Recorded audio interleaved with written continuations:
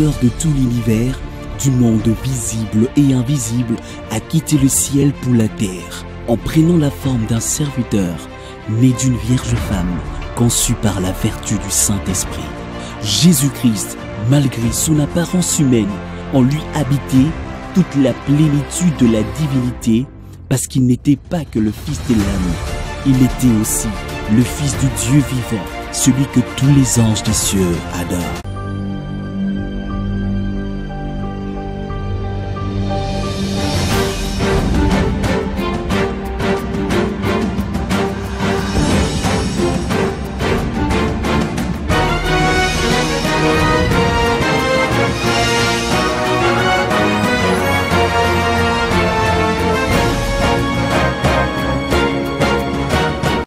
Shalom bien-aimés, vous tous qui aimez votre mère chaîne chrétienne ZM dans son émission Posons le fondement, je vous souhaite une très bonne soirée.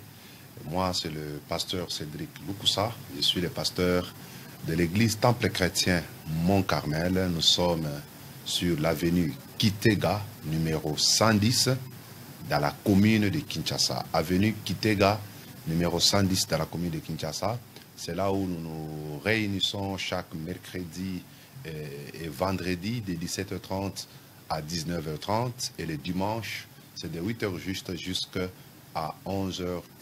L'émission Posons le fondement, c'est une émission qui passe chaque lundi à partir de 15h45 et la rediffusion sur les samedis à 20h juste. Posons le fondement, c'est une émission de maturité, une émission d'enseignement, une émission des amoureux de la parole de Dieu, une émission pour essayer d'apporter un plus dans la vie chrétienne de plusieurs croyants et aussi dans la vie des hommes de Dieu, parce que c'est une émission de profondeur. Ici, nous ne donnons pas des exhortations, mais nous donnons plus des enseignements. C'est pourquoi il est très important que vous ayez toujours votre bloc-notes, votre cahier, votre Bible, parce que tout ce que nous faisons ici est vérifiable. Nous n'inventons rien. La fois passée, on a parlé d'un sujet très important. Plusieurs personnes l'ont réclamé. La problématique qui était intitulée « Êtes-vous dans une secte ou dans une église ?» Plusieurs personnes nous ont un peu appelés pour demander même des syllabus et consorts. Alors, je crois que beaucoup de choses sont saisies bien sûr, mais nous sommes en train de nous préparer à la sortie officielle de notre premier livre. Je crois que nous allons vous parler de cela dans les prochaines émissions, mais c'est d'ici là, le premier livre va sortir. Alors tous ceux qui ont besoin de nos écrits, ils vont vraiment en bénéficier et vous serez énormément bénis. Alors, je crois que l'émission de la fois passée, c'était très important parce que beaucoup aujourd'hui pensent qu'ils sont dans une église alors qu'en réalité, ils sont dans des sectes. Je crois que si vous n'avez pas eu le temps de nous suivre ou vous nous avez suivis en retard, comme un bien-aimé, il a beaucoup regretté d'avoir suivi l'émission, la rediffusion en retard. Alors, il n'y a pas beaucoup regretté parce que je crois que d'ici là, l'émission sera sur notre chaîne YouTube, Pasteur Cédric Lukusa. Les adresses sont sur le bas de vos écrans. Je crois que bientôt là, l'émission sera dans YouTube et vous allez bénéficier tant d'autres émissions que nous avons eu déjà à passer ici à ZM. Que le Seigneur vous bénisse. Alors aujourd'hui, je vais aborder un sujet très important. Je l'ai intitulé « Le combat de la foi en ces temps de la fin ». Le combat de la foi en ces temps de la fin. Vous allez remarquer que au temps de la fin où nous sommes, le plus grand combat, c'est le combat de la foi. Je vous prie, je vous propose 3 textes que nous allons lire au même moment. Après, je vais expliquer. Alléluia. Luc chapitre 18, le verset 8. Je lis au nom de Jésus. Je vous l'ai dit, il leur fera promptement justice. Il leur fera promptement justice, mais quand le Fils de l'homme viendra, trouvera-t-il la foi sur la terre. Quand le Fils de l'homme viendra, trouvera-t-il la foi sur la terre? C'est une question très importante. Je vous propose le deuxième texte, c'est en Jude. Jude, le verset 3 à 4. Jude.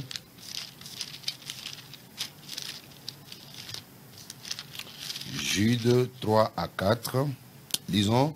Bien-aimés, comme j'ai désiré vivement vous écrire au sujet de notre salut commun, je me suis senti obligé de le faire afin de vous exhorter à combattre pour la foi qui a été transmise au sein une fois pour toutes. Je vous exhorte à combattre pour la foi qui a été transmise au sein une fois pour toutes. Car il s'est glissé parmi vous certains hommes dont la condamnation est écrite depuis longtemps, des impies qui changent la grâce de notre Dieu en dissolution et qui réunit notre seul Maître et Seigneur Jésus-Christ. Alléluia. 1 Timothée chapitre 4, le verset 1er. Mais l'Esprit dit expressement que dans les derniers temps, quelques-uns abandonneront la foi pour s'attacher à des esprits séducteurs et à des doctrines des démons. Quelques-uns abandonneront la foi pour s'attacher à des esprits séducteurs et à des doctrines des démons. Alléluia. Les combats de la foi en ces temps de la fin, très important. Mes frères, vous allez remarquer que sur la terre où l'Église se retrouve aujourd'hui, le vrai combat que nous avons, ce n'est pas d'abord les combats contre les démons, ce n'est pas d'abord les combats contre qui que ce soit, comme des sorciers, des magiciens et consorts, mais le vrai combat, c'est le combat de la foi. Les combats de la foi. C'est pourquoi vous allez voir Jude, il dit, je vous exhorte à combattre. Je vous exhorte à combattre pour la foi. Donc, en matière de foi, il faut livrer un combat. Il faut se lancer à une lutte. Vous voyez un peu cela? Regardez dans Luc 18, là où nous avons lu. C'est une histoire que vous connaissez. Jésus a donné une parabole pour pousser ses disciples à continuer à prier et de ne point se lasser. Et pour illustrer cela, il a pris l'image d'une veuve qui était partie voir un juge unique, mais elle voulait que le juge unique lui rende justice. Le juge unique a refusé par plusieurs manières. Mais cette veuve a persévéré jusqu'à tel point que les juges étaient fatigués et étaient obligés de rendre justice à la veuve. Alors Jésus prenant maintenant cette illustration pour dire, vous aussi les saints, les croyants, lorsque vous priez, même si vous n'avez pas aujourd'hui, persévérez à prier, parce que Dieu finira par vous rendre justice. Mais l'exhortation qui m'a beaucoup moins tiqué, c'est au verset 8, la deuxième partie.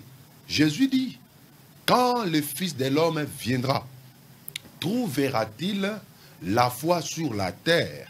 Donc Jésus, il dit, quand le Fils de l'homme viendra.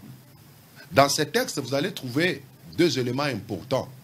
On nous parle premièrement de la venue du Fils de l'homme. Et deuxièmement, on nous parle de la foi, la vraie foi qui devrait être rare. Or, nous savons tous bien que le Fils de l'homme, il s'agit bien de Jésus-Christ.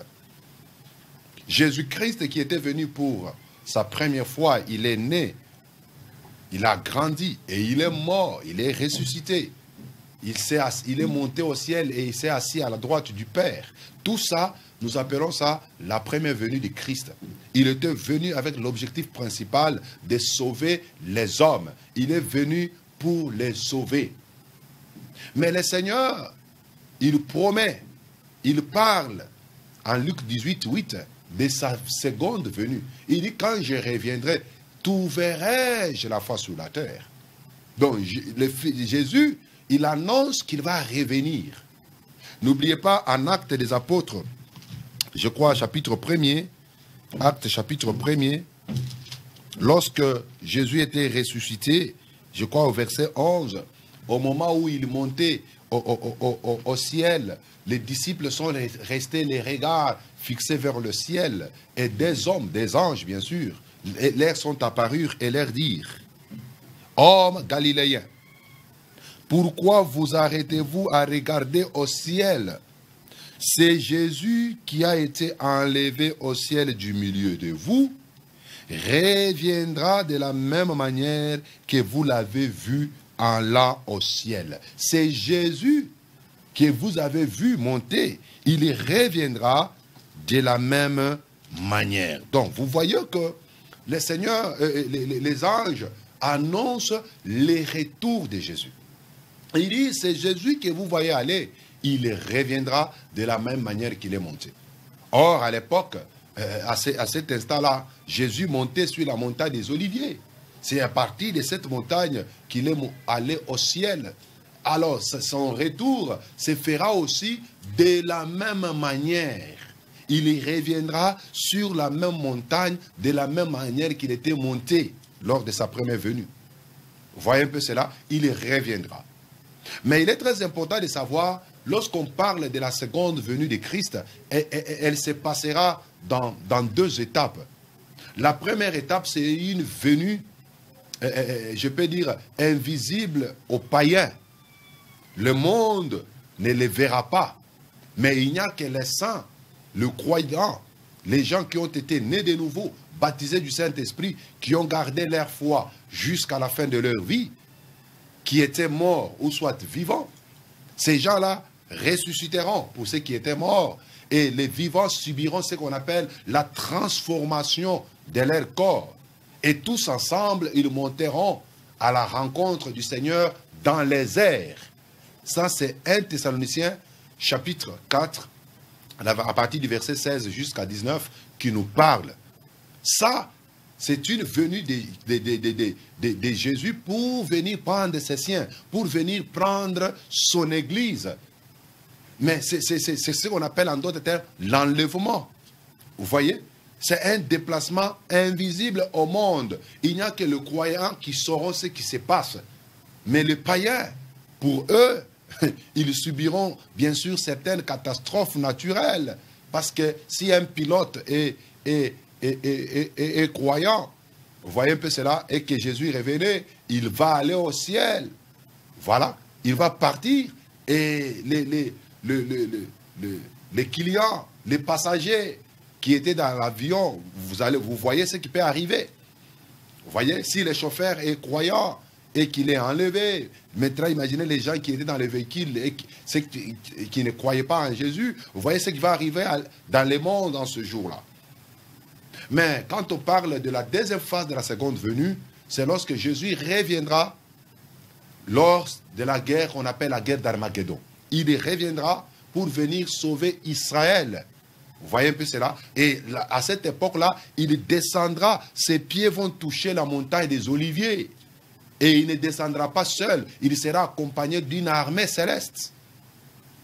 Vous voyez un peu cela? Ça, c'est en Apocalypse 19. À partir du verset 11, on nous relate cela. Jésus descend pour délivrer Israël de toutes les nations qu'il avait assiégées. Et après, il va instaurer ce qu'on appelle le royaume millénaire. Vous voyez un peu cela? Ça, c'est ce qu'on appelle la seconde venue. Alors, Jésus dit, quand le Fils de l'homme viendra, est-ce qu'il va trouver la foi sur la terre? C'est-à-dire, dans la vraie foi, avant la venue de Christ, elle sera rare. Pour ne pas dire elle va disparaître, parce que la vraie foi ne peut jamais disparaître de la terre. Mais elle sera rare. Il y aura les gens qui prieront dans les églises, mais sans la foi. Il y a les gens qui auront des Bibles, mais sans la foi. Il y aura des prédicateurs en veste, en col pastoral, en habit sacerdotal, mais sans la foi. Raison pour laquelle Jude nous dit, je vous exhorte à combattre pour la foi qui a été transmise au sein une fois pour toutes. La foi a été transmise au sein une fois pour toutes. L'Église ne peut pas avoir deux foi, mais c'est la seule foi. N'est-ce pas, en Éphésiens chapitre 4, je crois qu'on peut encore lire. Éphésiens chapitre 4, j'ai lu le verset 5, à partir du verset 5. La Bible dit, il y a un seul Seigneur et une seule foi. Vous voyez un peu cela? Il y a une seule foi. Il n'y a pas deux foi. La foi qu'avaient les apôtres, ils ont transmis la même foi à d'autres générations. Vous voyez? Ils ont transmis la même foi à d'autres générations. Vous voyez un peu cela? Et les autres générations ont aussi transmis à des générations qui ont aussi suivi, jusqu'à nous aujourd'hui. C'est-à-dire la foi que nous devons avoir, la foi que l'Église, que les chrétiens doivent avoir aujourd'hui, ça doit être la même foi que celle qu'avaient Pierre, Jean et Paul. Il n'y en a pas deux. Et je sais que votre esprit est toujours en suspense pour comprendre de quelle foi nous sommes en train de parler ici. Nous allons y arriver, mes frères. Mais pour la vraie foi, il faut se battre, il faut combattre. Il faut combattre. C'est pourquoi en 1 Timothée chapitre 4, le premier verset, la Bible dit, l'Esprit dit expressément que dans les derniers temps, plusieurs abandonneront la foi. Vous voyez? Plusieurs personnes vont abandonner la foi. Quelques-uns abandonneront la foi. J'aime bien les Écritures parce qu'il y a la précision. On n'a pas dit tous abandonneront la foi, mais on dit quelques-uns. Dans d'autres versions, on dit plusieurs. Vous voyez, plusieurs peuvent abandonner la foi, mais il y aura toujours une minorité qui vont encore garder la vraie foi. Raison pour laquelle Jésus dit, quand je reviendrai, trouverai-je la foi sur la terre? Parce que plusieurs seront tentés à abandonner la foi. Et surtout, en ce temps qu'on appelle le temps de la fin. Alors, mon sujet aura trois grandes parties. La première partie, nous allons d'abord essayer de comprendre qu'est-ce que c'est le temps de la fin. Le temps de la fin, qu'est-ce que c'est? Parce qu'il y a à boire et à manger dans ce point. Le deuxième point, nous allons parler qu'est-ce que c'est la foi dans notre contexte. Parce que nous parlons du combat de la foi en ce temps de la fin. Qu'est-ce que c'est alors la foi dans notre contexte? Et troisièmement, nous allons voir pourquoi combattre pour la foi. Ce sera comme la troisième partie. Pourquoi combattre pour la foi? Et pour conclure, nous allons voir maintenant comment sortir victorieux dans ces combats de la foi. Voilà un peu les trois grandes parties et notre conclusion dans ce sujet, le combat de la foi. Commençons avec la première partie. Qu'est-ce que le temps de la fin? Vous voyez un peu cela? Qu'est-ce que le temps de la fin? Parce que vous apprendrez, les gens vous diront, certains vous diront, notre prophète, il est le prophète du temps de la fin. Notre message est le message du temps de la fin. Et quand vous regardez bien, leur mouvement n'a commencé qu'au XXe siècle. Vous voyez un peu cela? Ils ont commencé au XXe siècle. Et ils disent que le message qu'ils ont, c'est un message du temps de la fin. Pour leur prophète, c'est le prophète du temps de la fin. Vous voyez? Ce sont des choses que vous allez apprendre. Vous allez écouter, parler. Alors que beaucoup de gens ne savent même pas expliquer l'expression temps de la fin. Ils ne comprennent même pas. Beaucoup sont déjà tombés dans ce que j'appelle le levain des pharisiens, l'orgueil religieux. Vous voyez? Ils sont tombés dans l'orgueil religieux. Leur pasteur, c'est le seul vrai pasteur. Leur église, c'est la seule vraie église. Vous voyez, leur mouvement, c'est le seul vrai mouvement. Vous voyez un peu cela? Ils sont tombés dans l'orgueil religieux parce que les pharisiens, ils ne pouvaient pas tolérer un autre mouvement en dehors de leur. Vous voyez, ils se passaient pour être des saints, des pharisiens, alors que leur sainteté n'était qu'une sainteté apparente. Vous voyez, ils pouvaient faire profession de longues prières. Ils pouvaient s'habiller en longue jupe, en longue plutôt robe. Et quand ils veulent prier, ils se mettent le long des chemins pour prier. Ils jeûnaient 2 fois par semaine. Alors ils pensaient que tout ce qu'ils faisaient là les rendait un peu saints plus que les autres peuples. Alors quand Jésus est venu, il leur dit, vous êtes des hypocrites. C'est exactement ce que nous constatons aujourd'hui.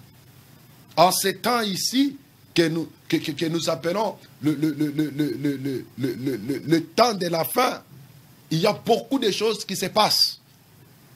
Alors mes frères, en tant que chrétiens, en tant que lecteurs de la Bible, nous devons comprendre ce que signifie le temps de la fin. Mais vous allez voir dans les Écritures, cette expression revient dans plusieurs formes.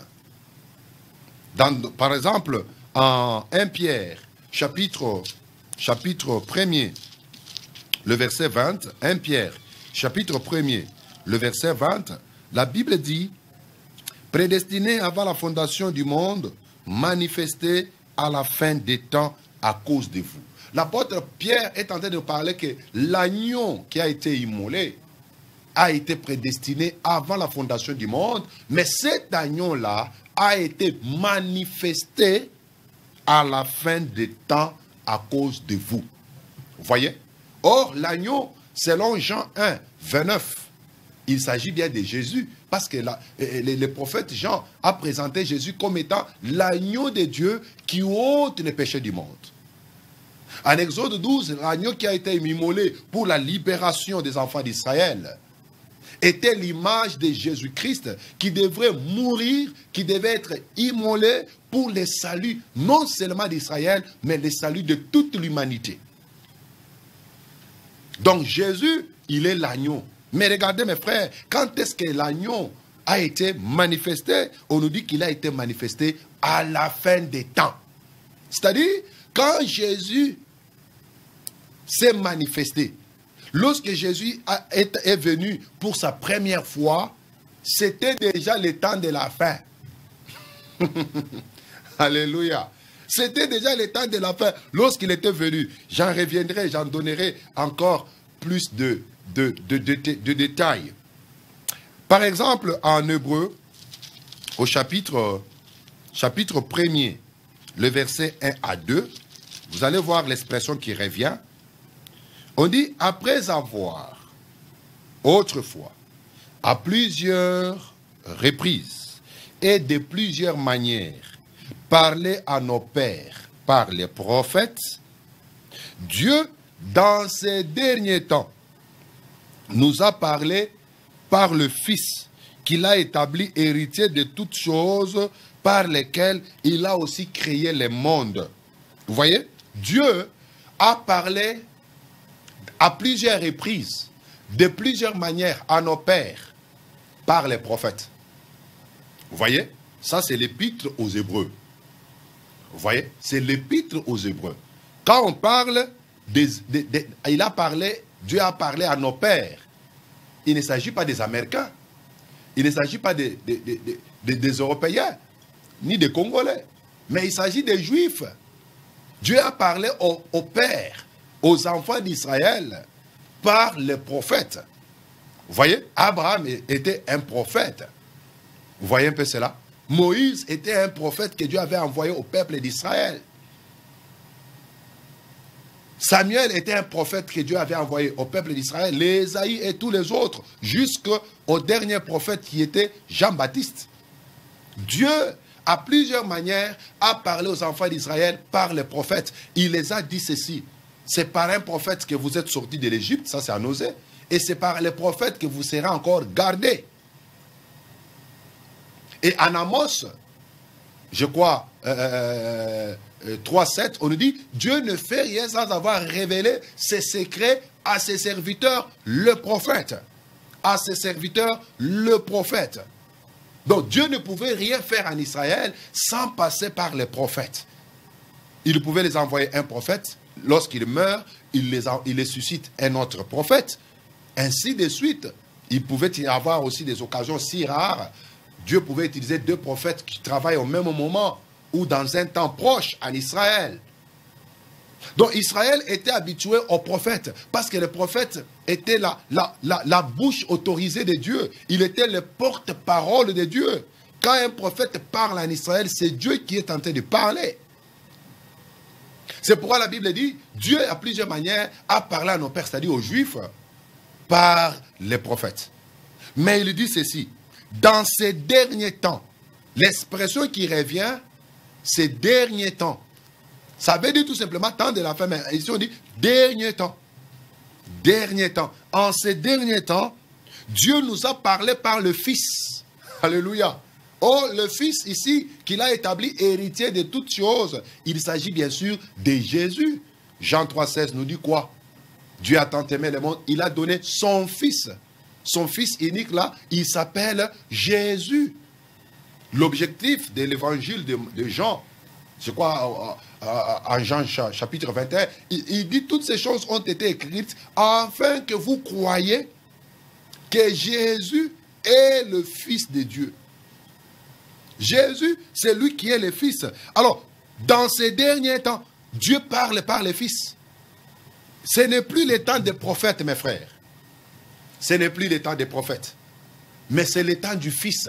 Dieu, aujourd'hui, il parle au monde par son Fils, Jésus-Christ.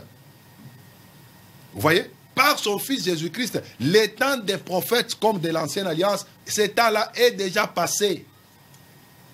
Mais nous savons que lorsque le Fils veut parler, alléluia, il parle au travers des apôtres, au travers des prophètes au pluriel, au travers des évangélistes, au travers des docteurs et au travers des pasteurs.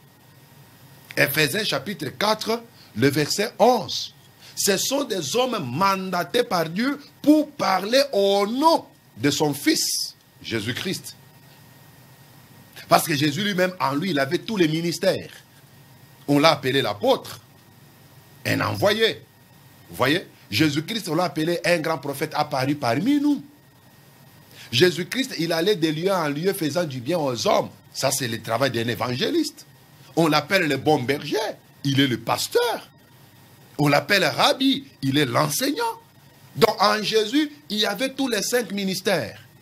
C'est pourquoi, étant monté au ciel, il a fait des dons aux hommes. Il a fait aux uns. Il a donné aux uns d'être des apôtres, au pluriel, mes frères, des prophètes, des évangélistes, des docteurs et des pasteurs. Et tous ces ministres, ils révèlent une partie de Jésus, ils manifestent une partie de Christ.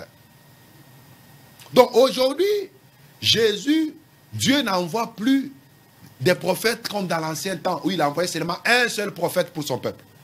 Mais Dieu nous parle par le Fils, parce que nous sommes dans les derniers temps.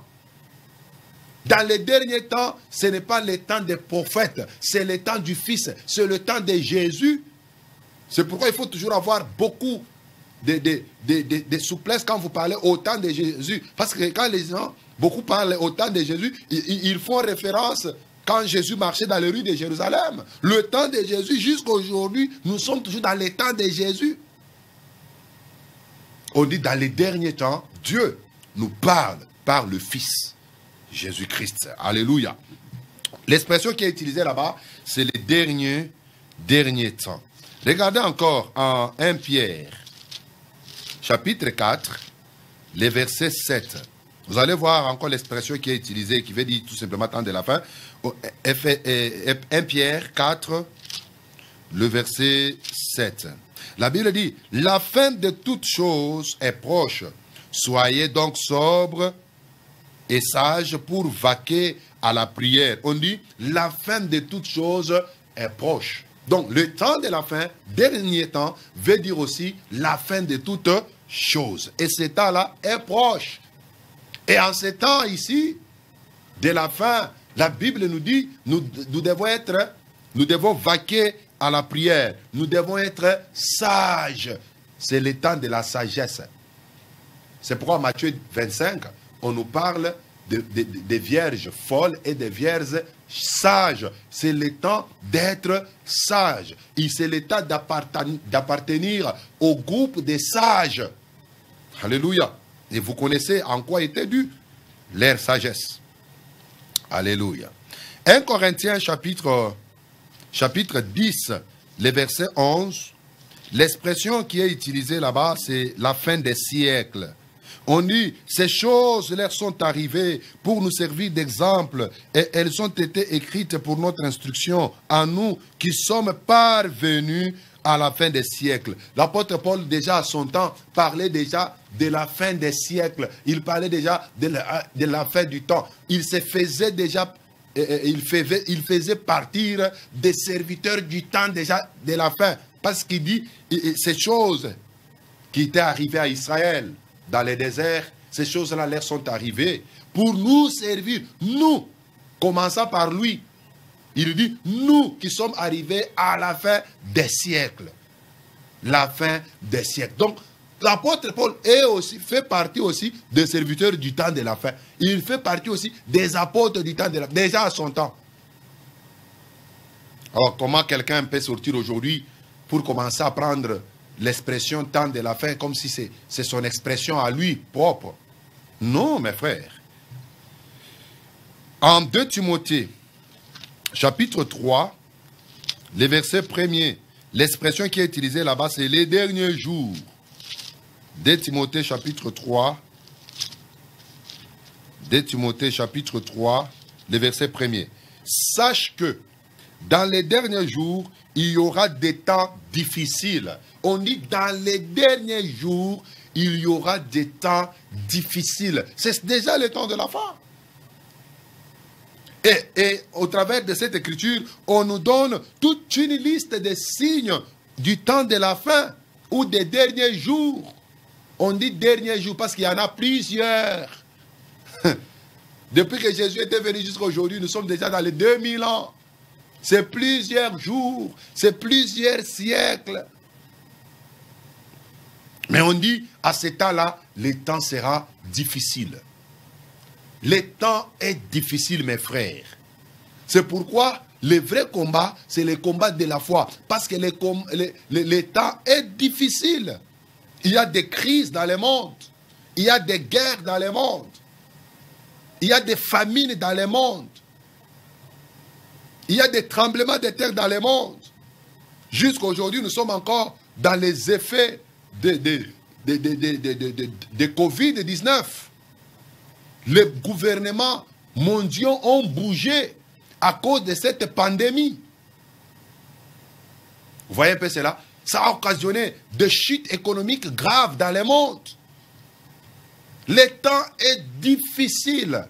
Pourquoi? Parce que nous sommes au temps de la fin. Nous sommes dans les derniers jours. Le temps est difficile. La Bible dit, car les hommes seront égoïstes. Est-ce que nous n'en constatons pas aujourd'hui? Même dans les églises. Des hommes de Dieu égoïstes. Dans le monde aujourd'hui, il y a des égoïstes. Nous avons des autorités égoïstes. Vous voyez, les hommes seront égoïstes. Ils ne regardent que leurs propres intérêts. Ils ne cherchent que leurs propres intérêts. On dit les hommes seront égoïstes, amis de l'argent. Les hommes seront amis de l'argent. Ils seront fanfarons. Ils seront hautains. Ils seront blasphémateurs. Voilà. Ils blasphèment contre Dieu. Ils seront rebelles à leurs parents. N'est-ce pas aujourd'hui, dans notre vie, nous parlons des phénomènes Koulouna. Qui sont les Koulouna? Ce sont des rebelles. Des rebelles aux parents. Les enfants sont devenus encore plus têtus qu'auparavant. Des enfants, ils ne respectent plus des parents. Ils n'écoutent plus les parents. Ils n'obéissent plus aux parents. Toutes ces choses-là, ça montre que nous sommes dans les derniers jours. Nous sommes dans les derniers jours. On dit, ils seront ingrats. Les hommes sont devenus ingrats. Nous avons des chrétiens ingrats dans les églises. Des chrétiens ingrats dans les églises. Ils sont rebelles à leurs parents. Combien de rébellions que nous constatons même dans les églises? Combien de fils se rebellent à leur père spirituel? Combien se rebellent à leur père spirituel? Pourquoi tant de divisions dans les églises? Cela est causé par des rébellions, par l'ingratitude. On parle des hommes seront irréligieux, des hommes qui n'accepteront aucune religion. Et aujourd'hui, il y en a. Il y a un mouvement qu'on appelle le Nouvel Âge, le New Age. Dans ces mouvements-là, les adeptes ne croient et n'acceptent aucune religion.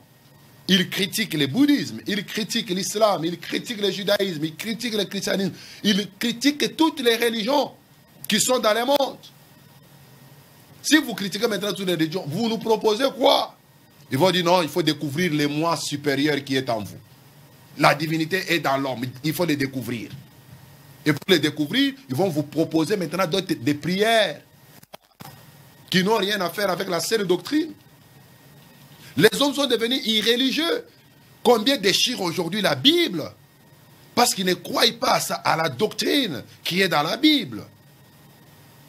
Les gens sont devenus irréligieux. Les gens sont devenus insensibles. Insensibles. Ils sont insensibles à la souffrance des gens, insensibles à la parole de Dieu. Ils sont insensibles à tout. Les gens sont devenus déloyaux, infidèles. Nous avons des maris infidèles dans les foyers. Mais il prend la Bible, il met la Bible dans les bras, il se dit, il est chrétien. Mais infidèle à sa femme, il trompe sa femme. Il a d'autres concubines. Mais quand il revient à la maison, chérie, chérie, mais dans son téléphone, il y a des histoires bizarres là-bas. Il a des contacts de prostituées dans son téléphone. Combien de femmes aussi sont devenues infidèles à leur mari? Elles trompent leur mari. Les gens sont devenus déloyaux, mes frères. Aujourd'hui, le péché est devenu comme une monnaie courante. On nous dit, les gens sont devenus calomniateurs. Ils sont devenus intempérants, cruels, ennemis des gens de bien. Quand tu progresses plus dans les biens, tu te rends compte que le nombre des ennemis augmente. Ceux qui travaillent dans des régies financières, quand ils refusent de voler, ses amis, ils ne sont pas d'accord avec lui. Ils sont prêts à les livrer, même à les tuer. Les gens sont devenus ennemis des gens de bien, cruels. Pourquoi il y a des poisons, même dans les églises? Pourquoi il y a des poisons dans le monde? Il y a des poisons. Pourquoi? Parce que les hommes sont devenus cruels, méchants. Méchants. On dit traître, emporté, enflé d'orgueil, aimant les plaisirs plus que Dieu. Waouh! Les gens aiment plus les plaisirs que Dieu. Les gens aiment les plaisirs que Dieu. Les gens sont devenus les amoureux du sport, les amoureux de foot, les amoureux de paris foot, les amoureux du monde que de Dieu. Les gens aiment plus la musique mondaine que Dieu. Les gens sont devenus amoureux des plaisirs du monde. Ils aiment les plaisirs du monde plus que Dieu. Ils aiment les chanvres du monde plus que Dieu. Ils aiment l'alcool du monde plus que Dieu. Ils aiment des habits impudiques plus que Dieu. Regardez aujourd'hui comment les filles s'habillent. C'est pratiquement à moitié nu. C'est pratiquement nu. Et elles font ces choses-là au nom de la démocratie. Je suis libre. Elles font ces choses-là au nom du droit de l'homme. C'est mon droit. C'est mon droit. C'est terrible aujourd'hui dans le monde. La prostitution, c'est devenu une monnaie courante parmi les filles, parmi les jeunes. Mais nous disons, nous chantons tous, nous disons, l'avenir de demain, l'avenir du pays, c'est la jeunesse. Mais nous avons quel type de jeunesse? Des gènes qui sont ancrés dans le Bombay. Vous voyez ça? Des filles qui sont devenues des Oudjana, comme on les appelle ici à Kin. Ce sont des petites filles, mais qui se prostituent. Juste à cause de l'argent, elles vendent leur corps à quoi que ce soit. Mes frères, l'état est si mauvais. L'état est si mauvais. Les gens sont devenus cruels, intempérants. Ils aiment les plaisirs plus que Dieu. Et au verset 5, on dit, ayant l'apparence de la piété, mais reniant ce qui en fait la force. Éloigne-toi de ces gens-là. Plusieurs aujourd'hui sont dans les églises avec l'apparence de la piété. Plusieurs pensent même que la piété, c'est marcher en tournant, en courbant un peu, en faisant un peu la tête comme ça. Non, ça ce n'est pas la piété. La piété, ce n'est pas s'habiller en sandales. Il y a aussi d'autres, elles s'habillent très bien en longue jupe. Vous regardez l'habillement comme ça, un habillement décent, comme les Écritures le disent. Mais dans son intérieur, le cœur pourri. Le cœur pourri. Mais quand vous regardez à l'extérieur, vous voyez une sœur en Christ. Vous regardez à l'extérieur, vous voyez un frère bien coiffé, en veste, habillé en veste. Il est calme. Quand il veut parler, vous voyez, il parle en français. Mais prostitué en français. Menteur en français. Escroc en veste. La Bible dit les hommes auront l'apparence de la piété, mais ils vont renier ce qui fait la force de la piété. C'est Jésus qui fait la force de la piété. C'est le Saint-Esprit à nous qui fait la force de la piété. C'est la parole de Dieu à nous qui fait la force de notre piété. Parce qu'il y a des hypocrites. Et ils sont dans les cultes apparents. Vous voyez, Adam et Ève, lorsqu'ils ont commis le péché, ils ont récupéré les feuilles de figues pour couvrir leur nudité. Ils se sont retrouvés dans les cultes apparents. Mais lorsque le soleil de la justice s'élève, les feuilles de figues vont sécher. Pour couvrir la nudité, l'image du péché, il faut croire à Jésus qui était mort à la croix et ressuscité. C'est grâce à ses œuvres que nous pouvons nous couvrir. C'est pourquoi Dieu avait tué l'animal. Il a récupéré la peau pour fabriquer les vêtements. Les vêtements de la justice. La justice que Jésus nous donne, nous devons nous en approprier. Mais aujourd'hui, nous avons des soi-disant chrétiens apparents. Ils ont des grosses Bibles, ils fréquentent des églises, mais leur vie ne reflète pas la parole du Seigneur. Ils sont chantres, ils sont intercesseurs, ils sont protocoles, mais leur vie viole les Écritures. Mes frères, c'est ça le temps où nous sommes, le temps de la fin, les derniers jours. Et ces choses que nous déclinons aujourd'hui n'ont pas commencé avec nous depuis le temps des apôtres. Les apôtres aussi les déclinaient. Les apôtres aussi les dénonçaient plutôt, voulais-je dire. Parce que 2 Timothée 3, c'est Paul qui parle des signes qui caractérisaient les gens déjà de son époque. Il dit, ils seront apparents. Ils vont rejeter celui qui fait la force de la piété. Ils rejettent Jésus. Il y a dans des églises, il y a des chrétiens, bon, des soi-disant chrétiens, j'ai du mal à les appeler chrétiens. Ils rejettent Jésus. Mais ils font semblant de vivre comme Jésus. Ça, c'est ça, à avoir l'apparence de la piété. Le fait que tu t'habilles en pagne, cela ne veut pas dire que tu es converti. Il y a des religieux qui s'habillent aussi décemment, mais ils rejettent Jésus. Mes frères, l'état où nous vivons est mauvais. C'est pourquoi l'Écriture dit, rachetez le temps. L'état est mauvais, nous devons les racheter. Alors l'expression dernier jour parle toujours du temps de la fin. Et en 1 Jean, pour terminer là-bas pour aujourd'hui, 1 Jean, chapitre 2, le verset 18, la Bible dit, petits enfants, c'est la dernière heure, et comme vous avez appris qu'un antéchrist vient, il y a maintenant plusieurs antéchrists. Par là, nous connaissons que c'est la dernière heure. Vous voyez un peu ça? Donc, les temps de la fin, on peut aussi appeler ça la dernière heure. Et l'apôtre Paul dit, vous avez appris qu'un antéchrist viendra. Mais aujourd'hui, dans le monde, nous avons plusieurs antéchrists. C'est par là que nous reconnaissons que c'est la dernière heure.